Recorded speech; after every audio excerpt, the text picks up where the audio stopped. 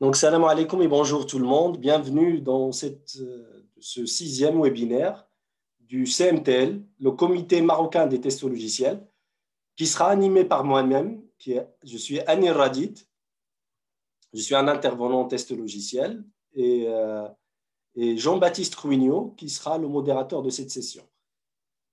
Le sujet d'aujourd'hui sera les indicateurs de test.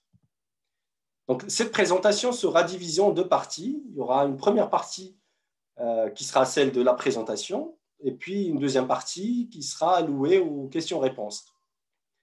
Donc, je vous invite dès maintenant de poser vos questions sur le chat de Zoom et puis on va y répondre et aussi sur YouTube parce que cette vidéo sera aussi diffusée directement sur YouTube. La présentation, elle sera découpée en 4 parties. On va traiter les indicateurs classiques, puis on va se poser toutes les questions qu'un décideur nous pose, nous, testeurs d'habitude, et puis on va discuter des indicateurs qui ont la capacité de répondre aux questions du décideur. Ensuite, et finalement, nous allons traiter un sujet important qui sont les tests structurés, parce que ça sera les prérequis pour avoir ces indicateurs qui répondent aux questions du décideur. Donc voilà, nous allons commencer.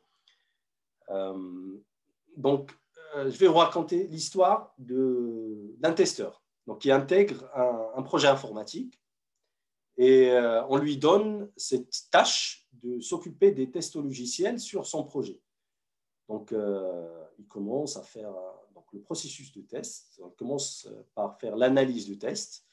Il conçoit ces 4 tests dans la phase de conception et puis il implémente ces 4 tests. Il commence l'exécution des tests. Et après l'exécution de ces cas de tests, tout le monde attend qu'il leur présente les résultats de son exécution. Et puis ces résultats-là, ils doivent présenter l'état actuel de l'application. Là, le testeur, qu'on va appeler Anas, il va présenter ces indicateurs classiques de type comptage. Par exemple, il va dire 80% des tests, de mes tests sont OK, 10% de mes tests sont KO, et puis il y a encore 10% de tests que je n'ai pas pu exécuter, faute de temps ou. Donc voilà. Il va présenter ça, ces indicateurs-là, au chef de projet. Et puis, le chef de projet va lui dire « D'accord, mais quelle est la qualité actuelle de l'application? Parce que finalement, tu es là pour ça. » La qualité, c'est quoi la qualité? À quoi ça correspond? Moi, je m'occupe des tests, je ne m'occupe pas de la qualité. C'est quoi la qualité? D'accord. Dis-moi, en tant que testeur, est-ce que nous pouvons déployer l'application production maintenant? Je ne sais pas. Je vous ai dit que 80% des tests sont OK. Donc peut-être, c'est votre choix, si vous voulez déployer ou pas. Mais est-ce que l'application a une qualité suffisante pour être déployée, oui ou non? Ça dépend. On va revenir sur les indicateurs. Il y a encore 10% des tests qui ne sont pas exécutés et 10% de tests qui sont KO. Mais ces 10% de tests qui ne sont pas exécutés, à quoi ça correspond? Est-ce que si ces 10% de tests couvrent des exigences qui sont critiques, donc on ne peut pas déployer l'application parce qu'il y aura des anomalies peut-être potentielles qui seront critiques, qui seront bloquantes. Donc, ou pas. Donc, on n'en sait rien. Ce type d'indicateur, il ne nous permettent pas de répondre à ces 2 premières questions. Et puis, le chef de projet, il pose des questions, mais d'accord, OK. Quelles sont les actions que nous pouvons faire pour améliorer la qualité? Le testeur Anas, il se retrouve dépourvu. Donc, il se dit, il ne trouve rien de plus à dire que, OK, vous pouvez demander à l'équipe de développement de corriger plus vite les défauts. Et le chef de projet, il va poser la question, mais quels sont, on a un grand stock de défauts, mais quels sont les défauts à corriger en priorité? Je ne sais pas, tous les défauts bloquants. OK. Est-ce qu'on peut livrer une version intermédiaire de l'application? Version intermédiaire, je ne sais pas. Est-ce que nous serons capables de déployer en production à la date prévue? Il se creuse, il se gratte la tête et se dit, désolé, je ne sais pas. Combien d'itérations de tests devrions-nous encore réaliser avant de livrer en production? Je vous ai dit, je ne sais pas, je ne suis pas devin. À quelle date serions-nous prêts à déployer en production? Non plus, demandez à l'équipe de développement. Donc, les indicateurs classiques que Anas a utilisés, parce que c'est ce qu'on lui a enseigné, ils ne permettent pas de répondre à des questions concrètes et légitimes du décideur, qu'il soit chef de projet, client, product owner, ainsi de suite, mais du décideur. Qu'est-ce qu'on va faire dans ce cas? Donc, Anas, il doit apprendre à faire un métier de test, à construire des indicateurs qui permettent de répondre aux questions légitimes du décideur de son projet. Donc, nous, dans cette présentation, on va vous faire quelques propositions d'indicateurs qui pourront peut-être vous être utiles. Donc, voici un schéma, un tableau de bord qui est proposé et on va vous présenter un par un chaque indicateur. On va commencer par une représentation du produit. Donc, le produit en général, on ne pense jamais à le représenter. Voici un indicateur qui permet de représenter le périmètre fonctionnel à développer et à déployer sous forme graphique. C'est presque physique, on peut le toucher, on peut se le représenter presque physiquement. Donc là, on voit que le produit, il est constitué de 4 modules. Et chaque module lui-même est constitué de plusieurs exigences. Donc, on se représente la taille de chaque module et son importance. Et l'exigence aussi, on peut jouer sur l'importance, le degré d'importance d'une exigence par la taille du rectangle qui représente cette exigence dans ce graphique-là. Voici un deuxième indicateur qui est central ici. Donc, au lieu de représenter des compteurs sur tout le périmètre du produit, là, les indicateurs, ils cibleraient chaque exigence du produit. Donc là, chaque exigence, il a son propre silo. Et dans ce silo, on va avoir 3 types d'informations. Le premier type d'information, ce sera les résultats des tests. Donc, on a le patrimoine de test de cette exigence. Par exemple, on est sur l'exigence 4. Donc, l'exigence 4, on a les résultats de l'exécution de 4 tests. 70% des cas de tests sont OK, 20 sont KO et 10% ne sont pas encore exécutés. Ça, c'est une information importante. Il y a aussi une deuxième information sur la même portion du graphique, encore pour l'exigence 4, c'est les anomalies qui impactent cette exigence en particulier. Donc, on va voir ici le nombre d'anomalies qui sont bloquantes, le nombre d'anomalies qui sont majeures et le nombre d'anomalies qui sont mineures sur le même graphique. Et puis sur le même graphique, on a aussi une barre rouge que vous voyez ici. Et cette barre rouge, elle nous permet de définir un critère de sortie pour déployer ou pas. Donc, pour définir la déployabilité d'une exigence. Par exemple, on peut dire de façon classique, pour pouvoir déployer une exigence, il faut que tous les cas de test de cette exigence, donc 100% des cas de test de cette exigence, soient en succès, donc OK, au vert. Et puis que cette exigence ne soit plus impactée par aucun défaut, aucune anomalie. Donc 0 bloquant, 0 majeur, 0 mineur. On peut aussi définir un seuil de conformité qui sera le suivant.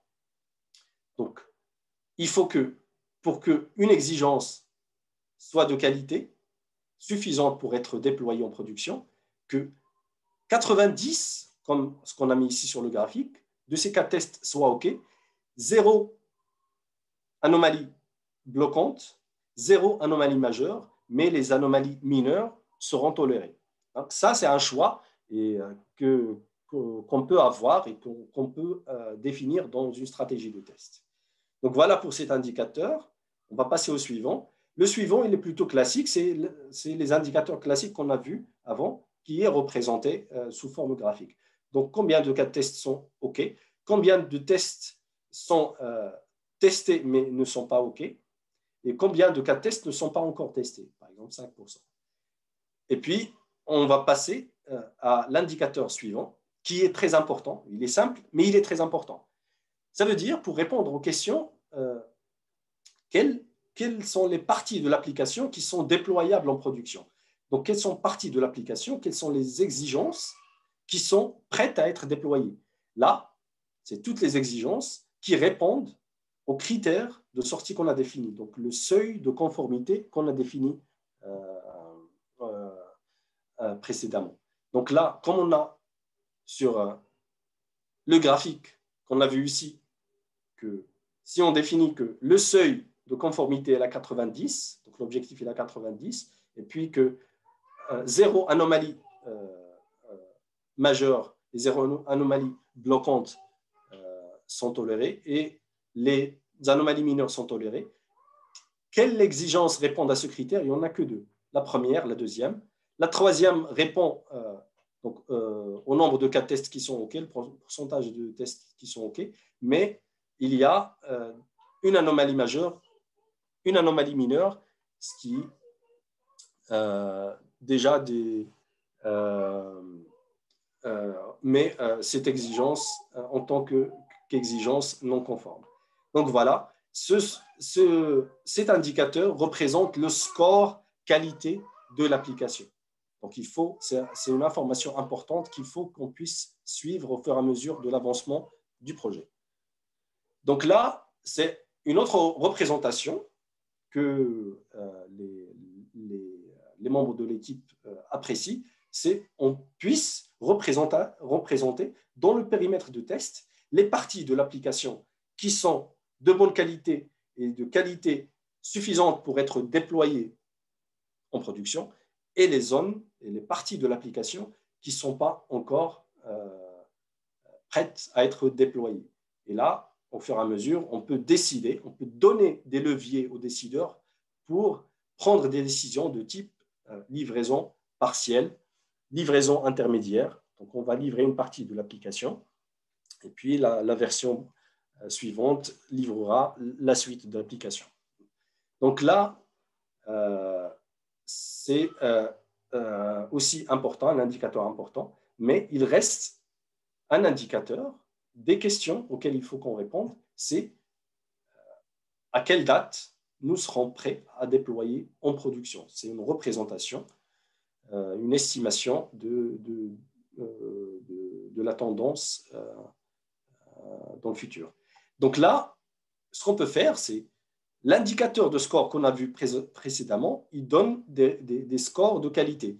On note ces éléments-là à chaque fois qu'on mesure, par exemple une fois par semaine, et puis on le représente dans une courbe, et puis on trace la tendance de cette courbe-là. Le chef de projet il nous pose la question à quel moment on peut déployer en production si on conserve cette vélocité qu'on a à valider notre périmètre. Donc là, donc Excel, il permet de faire ça automatiquement. Il faut juste lui donner les scores de chaque semaine et puis il trace la courbe. Et comme nous, on vise 100% du périmètre, donc on ramène le rectangle et on va voir cette courbe de tendance, à quel moment elle rentre en interaction avec la ligne de 100%. Et cette information nous dit que la semaine du 6 février sera la semaine où nous serons prêts à la mise en production. Et là, on aura répondu à la totalité des questions du décideur qu'on a vu précédemment.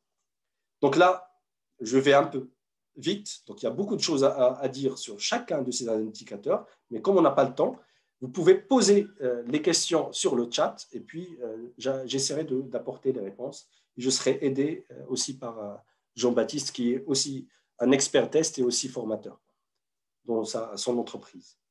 Donc là, on va parler des prérequis. Ces indicateurs, elles ne descendent pas du ciel. Pour pouvoir avoir ce genre d'indicateurs, ce n'est pas un outil qui va vous permettre de les avoir, ce n'est pas des automates, mais bien une rigueur, une organisation du testeur lui-même, donc sa manière de travailler et sa manière d'organiser son patrimoine de tests. Donc, pour faire ça, il faut avoir des tests structurés. Donc, il faut structurer des tests. Et nous, on vous propose ici une structure que vous pouvez adopter sur votre projet.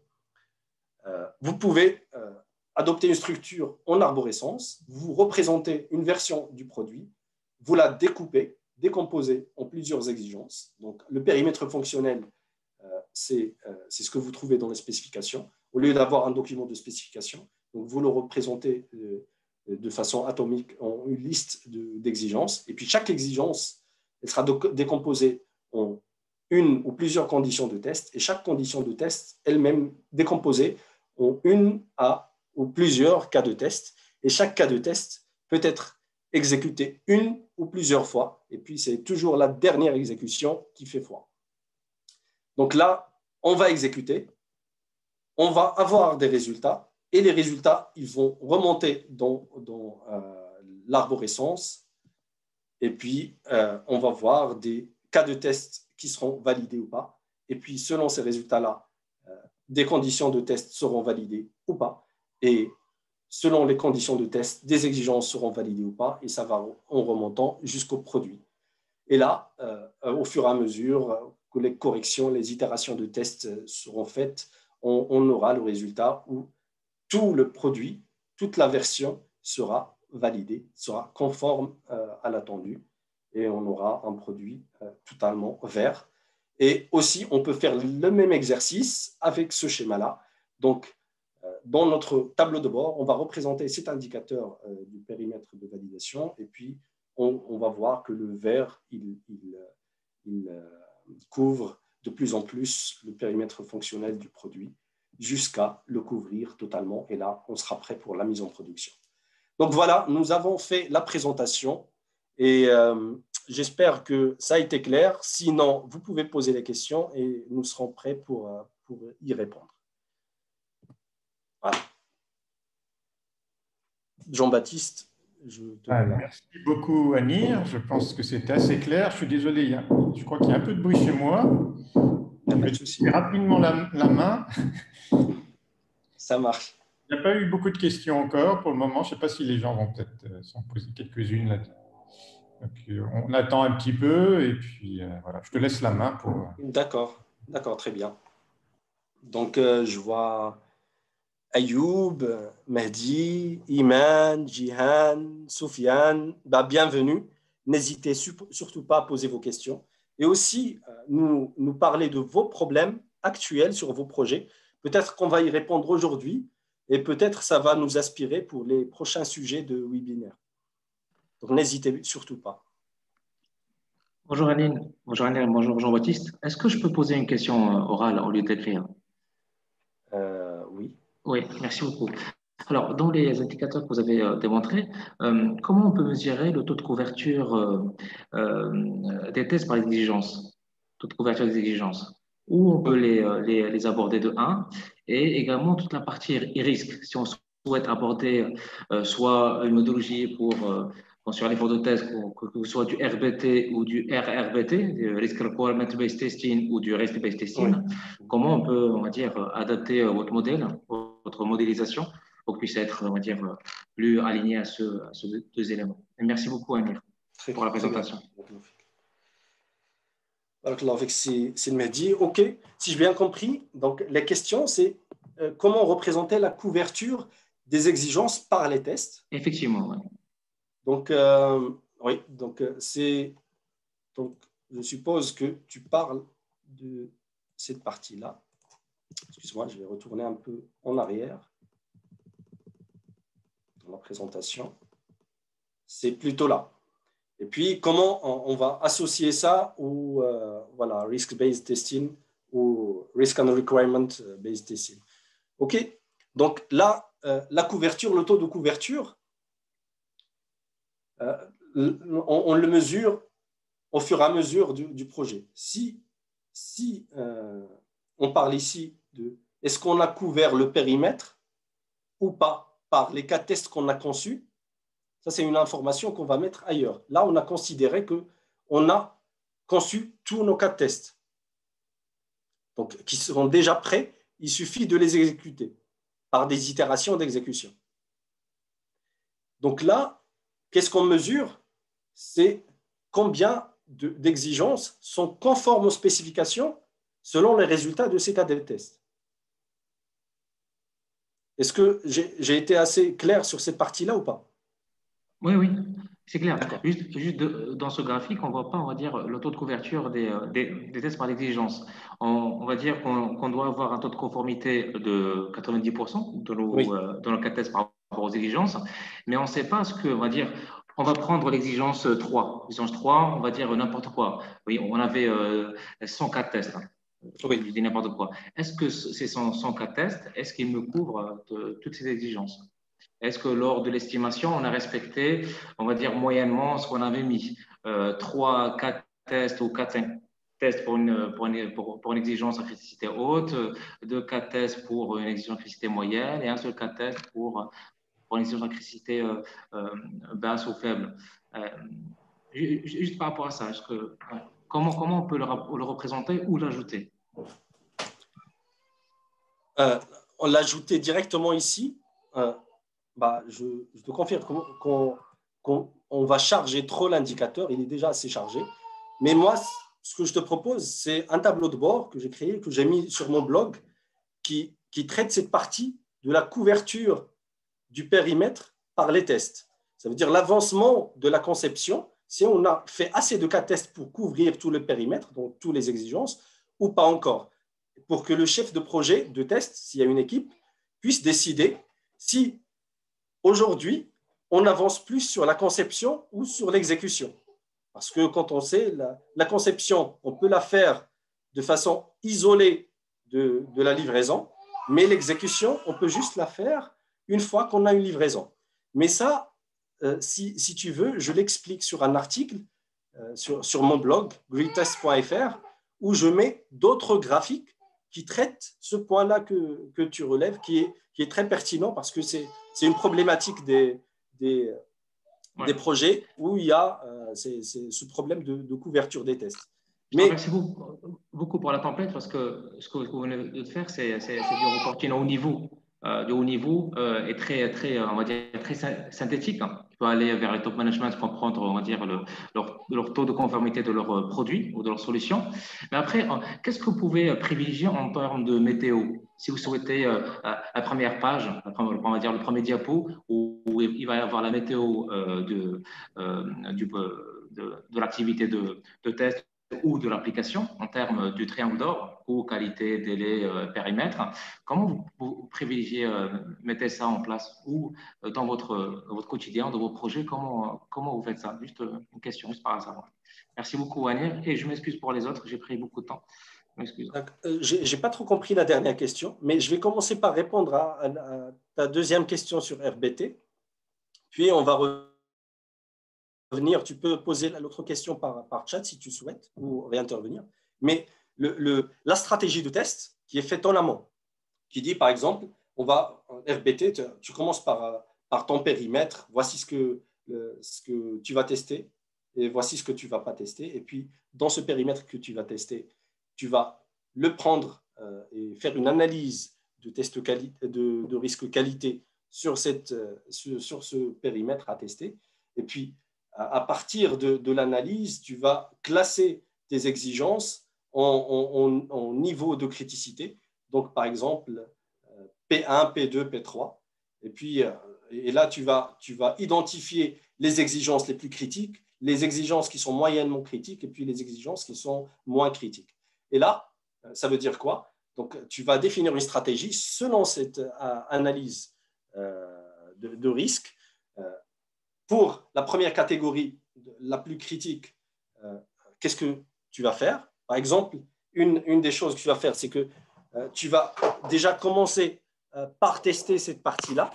Ça veut dire, toi, comme objectif, c'est de trouver des anomalies, les anomalies les plus critiques au plus tôt sur le projet pour pouvoir avoir le temps de les corriger et de les retester plus tard, pour que plus tu avances sur le projet,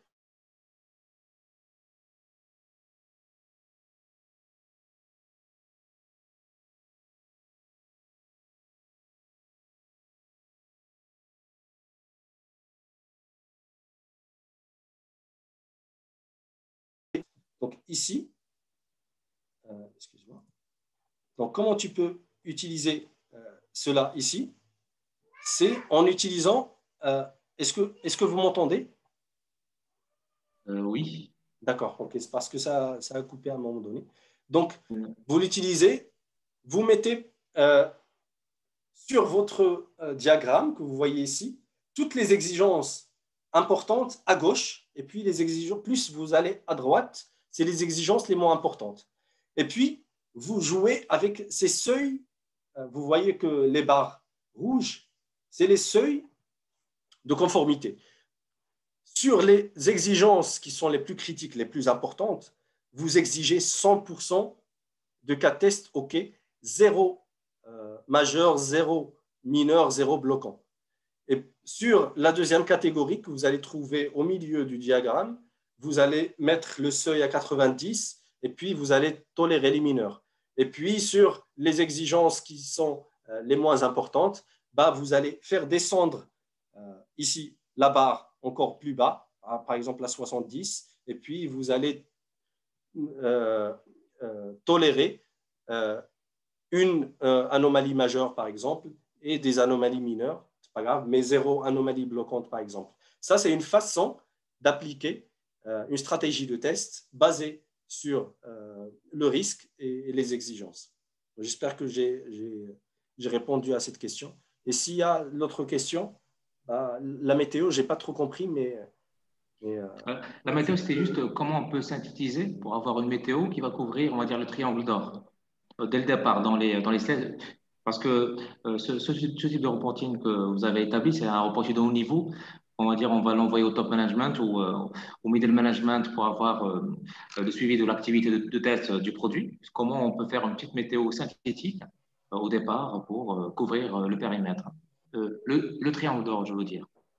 Juste par rapport c'est à ça. quoi le triangle d'or? Coût, qualité, délai, périmètre. D'accord, mais La, ça, oui. voilà, par exemple, la qualité de l'application, est-ce qu'on est dans les délais? Est-ce qu'on est dans les délais? Coût, qualité, délai et coût, qualité. Et dans le coût, est-ce qu'on a eu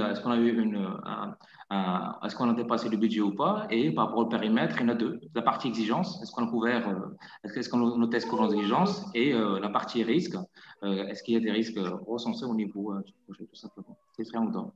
D'accord. Classique, hein. Ok. Je crois que même Oui. Jean-Baptiste, il Permet connaît plus. Ouais. de réagir. Puis après, on pourra passer aux autres questions parce qu'il y a quelques autres questions dans le chat. Mais D'accord. je pense que pour répondre à la question de Mehdi, il faut peut-être revenir à un de tes slides précédents où on apercevait l'ensemble en fait des indicateurs. En général, effectivement, le tableau de bord, ou ce que tu as appelé effectivement la météo, les informations, on va dire, hein, le résumé des informations. Souvent, ça peut ressembler à quelque chose comme ça, là, comme ce que vous avez à l'écran, en fait. Hein. C'est quelques indicateurs, 4 ou 5 graphiques plutôt, 4 ou 5 graphiques qui vont résumer voilà, les informations importantes sur une seule page.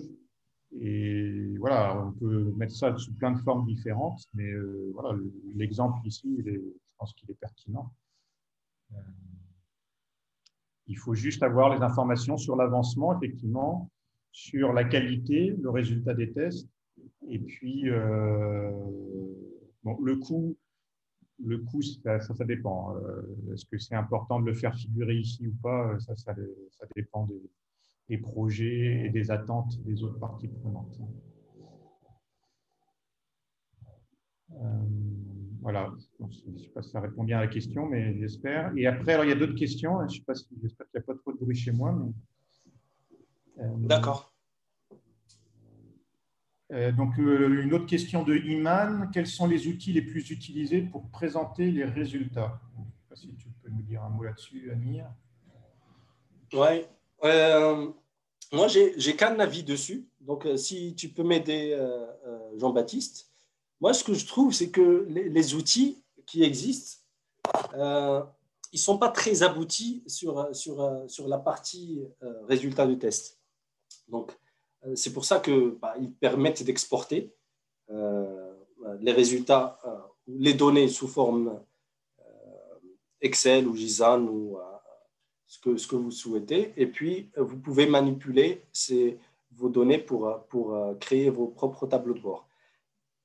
Mais moi, c'est personnel. Moi, j'ai travaillé avec donc HPALM, Squash, TestLink. Voilà, il y en a tellement.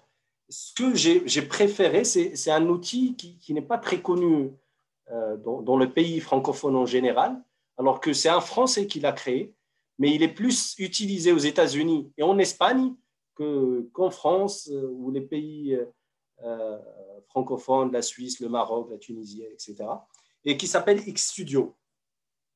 Et Xstudio, c'est une famille d'outils qui permet de penser dès le début indicateur. Parce que finalement, c'est la valeur ajoutée du testeur que les autres intervenants du projet ne peuvent pas apporter, c'est de fournir une information claire sur la qualité logicielle d'une application à un instant donné.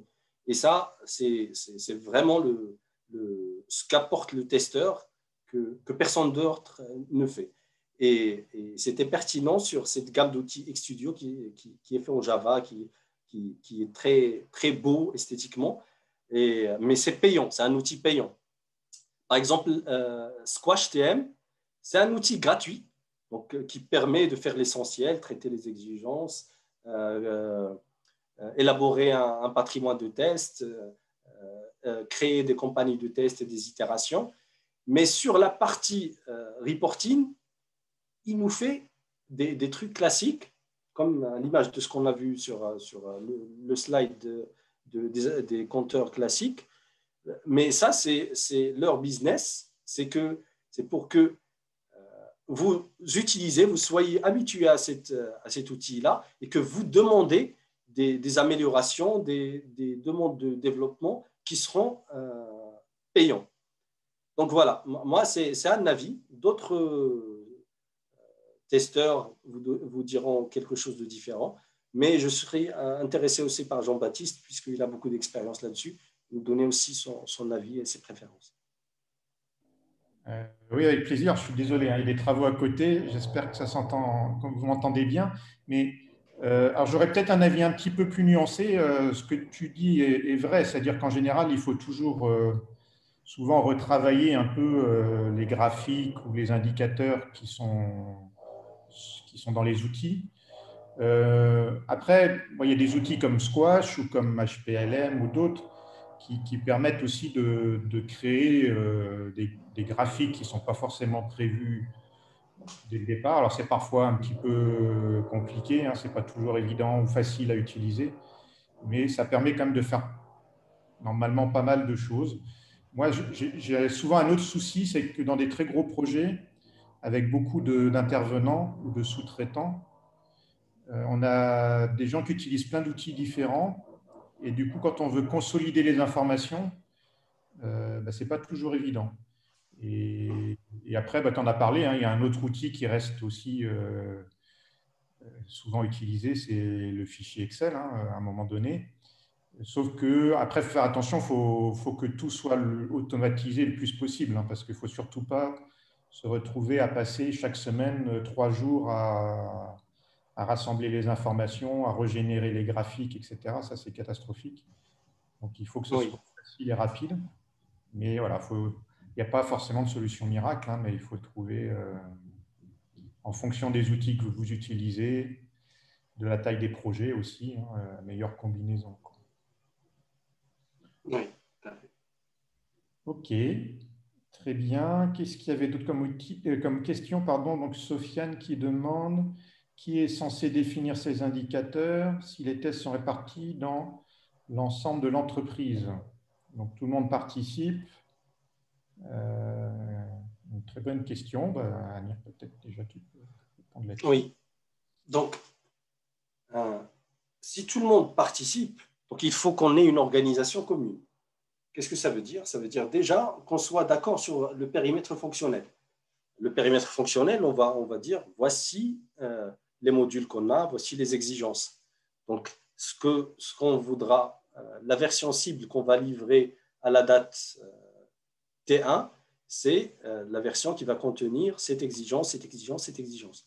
Et puis, ce que je vois sur cette question, je lis qu'il y aura peut-être d'autres intervenants, autres que le testeur, qui vont remonter des rapports de défaut. Je peux dire soit, OK, mais il faut se mettre d'accord sur comment remonter une anomalie de défaut, un rapport de défaut. Donc, il faut définir un canevas, comment décrire un rapport de défaut, et puis surtout, quand on rapporte un défaut, on le lie à l'exigence qu'il impacte ou aux exigences qu'il impacte. Et là, on n'aura pas de problème. On peut travailler tous ensemble sans se marcher sur les pieds. Donc, on aura respecté la structure que je vous ai montrée tout à l'heure en bas. Je vais y revenir. Donc là, je vais exécuter par exemple le cas de test A1.1. Et puis, dans ce cas de test, je trouve des défauts. Il ne faut pas que j'oublie d'associer ce rapport de défaut que je vais mettre sur Jira, sur Monty, sur un outil, de l'associer au cas de test, soit au cas de test, soit à l'exigence directement. Parce que si je l'associe au cas de test par traçabilité bidirectionnelle, il sera associé directement à l'exigence associée. Et comme ça, on n'aura pas juste des défauts flottants, mais on sait quels sont les défauts et quelles sont les exigences qu'ils impactent. Donc voilà, et on aura des indicateurs nuancés de type que je vous ai montré. Ça veut dire des indicateurs sur l'avancement des tests par exigence et le stock d'anomalies par exigence aussi. Donc voilà, j'espère que j'ai répondu à la question de Sofiane.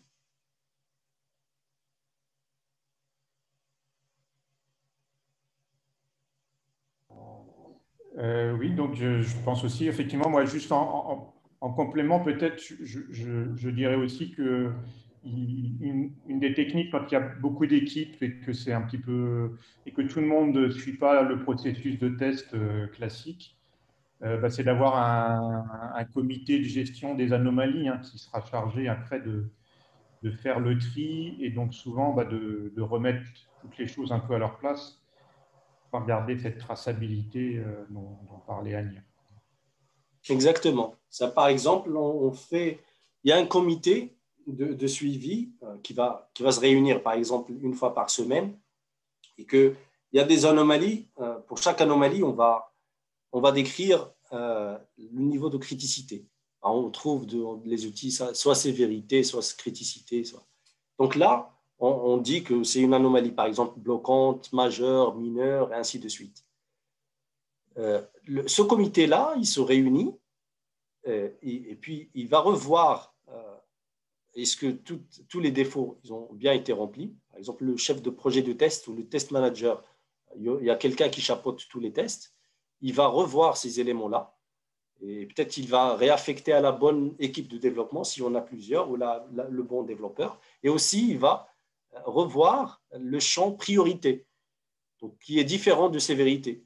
Donc, selon les priorités du projet et puis la cible de la version, on peut dire que des défauts qui sont majeurs, ils seront prioritaires que des défauts qui sont bloquants, alors que c'est moins grave, mais parce qu'on a priorisé un module de l'application sur un autre module, parce que ce sera la version qui va venir et ainsi de suite. Il y a des décisions management qui sont déroulées. Et ça, grâce à ce comité-là, déjà, il y aura une phase, une couche de correction des rapports de défauts qui sont créés. Et puis, il y aura une repriorisation des défauts pour que on oriente les développeurs, on oriente l'effort de correction des développeurs. Très bien. Alors, Sofiane avait une question complémentaire, je crois. Est-ce que le fait d'avoir 0 anomalie comme indicateur pour une exigence, cela veut dire que réellement, il n'y a pas de bug? Le nombre d'anomalies est-elle une estimation fiable? Amir, si tu veux aussi répondre à ça. Normalement, si on a fait une stratégie de test, ça veut dire qu'on a conçu des cas de test avant qu'on commence à exécuter les tests. Même s'il y a plusieurs intervenants de cas de test, qui exécutent les cas de test, mais nous, ça,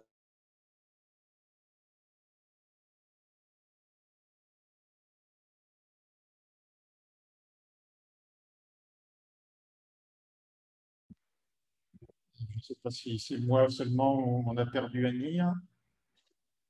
test. Ça veut dire, si on a exécuté toutes les exigences, les cas de test qui sont liés à une exigence, et malgré ça, on a exécuté tous les cas de test, et les cas de test, elles couvrent 100% de l'exigence, et qu'on n'a pas trouvé d'anomalie, ça oui, c'est une information représentative. Si on n'a pas encore fini d'exécuter les cas de test, mais on n'a pas encore trouvé des anomalies, donc ça, c'est pas, peut-être que comme l'exemple qu'on avait auparavant, 10% des cas de test qu'on n'a pas encore exécutés couvrent des parties importantes, et peut-être que dans cette partie-là qu'on n'a pas encore testée, il y a encore des anomalies qui sont sérieuses. Donc c'est pour ça qu'il faut avoir une stratégie de test qui est importante, qui est pertinente. Ça veut dire qu'on commence toujours par exécuter les cas de test qui vont nous remonter sur des parties de l'application qui sont les plus critiques, pour pouvoir détecter dès le début du projet, dès les premiers jours du projet, les anomalies les plus critiques pour pouvoir les corriger au plus tôt. Si on trouve des anomalies importantes alors qu'on s'approche de la date de mise en production, ça veut dire que notre équipe de test n'est pas très efficace. On n'applique pas une bonne stratégie de test. Tu peux compléter si Jean-Baptiste? Oui, juste pour dire que effectivement, alors le nombre d'anomalies, alors c'est pas une estimation, c'est bien une mesure. On mesure le nombre d'anomalies qu'on a identifiées, et c'est normalement, si, comme Anir l'a dit, si les choses sont bien faites, c'est une information importante et utile. Ça ne garantit pas, bien sûr, qu'il n'y a plus d'anomalies dans notre logiciel, dans notre système. On sait bien qu'on ne trouvera jamais toutes les anomalies, mais on est bien obligé de se baser sur des informations, et si la stratégie est bien faite, bah, c'est des informations qui devraient être les plus crédibles, les plus utiles en tout cas. Exactement. Pour moi, ce que j'applique souvent, c'est la stratégie de test qui a été présentée par Simedi, qui est basée sur le risque. Donc, je commence toujours par concevoir les cas de test les plus importants sur les exigences les plus critiques. Et ça, c'est pour la conception et l'exécution aussi. Je commence à exécuter les cas de test les plus importants sur les parties de l'application qui sont les plus critiques pour pouvoir détecter les défauts les plus sérieux. Et je les communique à l'équipe de développement pour qu'ils puissent les corriger. Et au fur et à mesure qu'on avance sur le projet, au fur et à mesure que le produit il se stabilise. Donc, toutes les parties importantes, les fonctionnalités qui sont importantes maintenant marchent, il n'y a pas de problème. Et puis, on fait les finitions sur les éléments qui sont moins critiques. Donc, voilà. Parfait. Alors, il y a encore une dernière question. Ce sera peut-être la dernière parce que bon, le temps passe vite. Mehdi qui nous demande comment prédire la courbe de tendance des tests. Donc, je pense qu'il parle du graphique que Anir avait montré. Oui.